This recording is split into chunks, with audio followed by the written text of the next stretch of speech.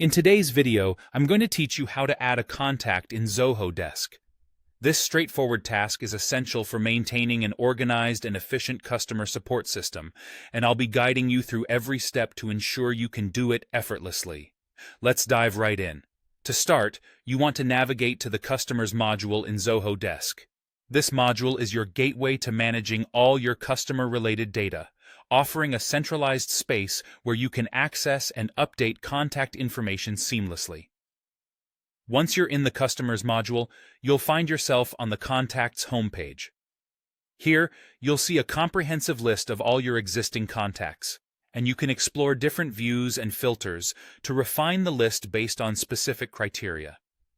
At the top of the Contacts homepage, locate and click on the Add icon, which is represented by a simple plus sign. This icon may seem small, but it's essentially the button that opens the door to adding new contact information into your Zoho Desk system.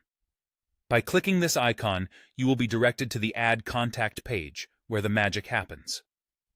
On the Add Contact page, it's time to fill in all the essential details about the contact you wish to add. You'll notice a form with various fields, each prompting you to enter specific information. This may include the contact's name, email address, phone number, and any other relevant details that will help you identify and communicate with them effectively. Take your time here to ensure accuracy. Incorrect or incomplete information can lead to misunderstandings and inefficiencies down the line. If you have any additional information that's relevant to the contact, some fields might offer options for adding notes, tags, or even assigning the contact to a particular category or group, ensuring your organization's workflow remains streamlined.